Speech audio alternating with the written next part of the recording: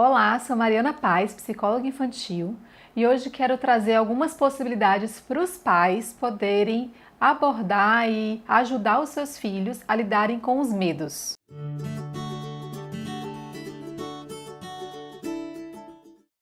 Tenho observado uma presença muito grande de famílias preocupadas com os medos que os seus filhos têm apresentado e também uma grande intensidade e frequência de crianças com medos. Os medos eles vão variar a depender da idade dessa criança, o processo de desenvolvimento delas. Então existem aqueles medos que são mais fantasiosos, medos de bruxas, de vampiros, e tem aqueles medos que são mais reais.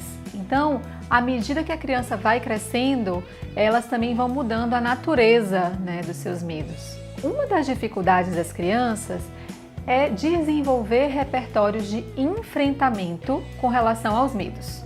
Então, um jeito é a gente trabalhar histórias que falem sobre enfrentamento, sobre coragem, sobre ser corajoso. Um livrinho que eu gosto muito de usar e uso também em processos terapêuticos, e vocês também podem usar em casa com seus filhos, é esse daqui, olha.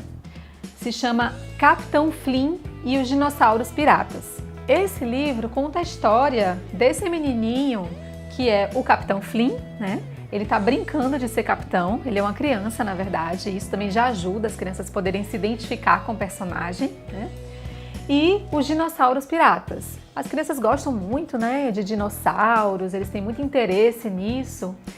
E a gente pode ir lendo junto com ela sobre como que o Capitão Flynn, ele passou por uma situação de uma grande aventura e de enfrentamento com esses dinossauros piratas. E eles vão procurar junto com o Capitão Barbarrala o navio que foi perdido, que foi roubado pelos dinossauros piratas. E aí a história vai se passando, Tem também algumas expressões de medo bem presentes, assim, Quando o capitão ele fica com medo dos dinossauros, ele fica com medo de nunca encontrar o navio novamente. Então a gente já pode fazer aí uma relação com os próprios sentimentos da criança naquele momento, E tem um momento em que ele entra em batalha, em conflito direto com o dinossauro pirata mais poderoso, que é o Tiranossauro Rex. Então eles estão aqui com as espadas, lutando, e aí a gente pode pensar em uma analogia com os repertórios de enfrentamento dessa criança com relação a esses medos e como que ele conseguiu ser vencedor, nesse processo.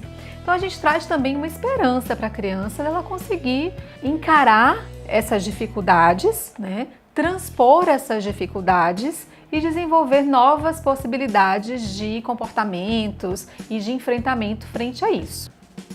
Muitas vezes a gente entende como pai e mãe que as nossas crianças não estão preparadas ou não conseguiriam lidar com os medos que elas têm.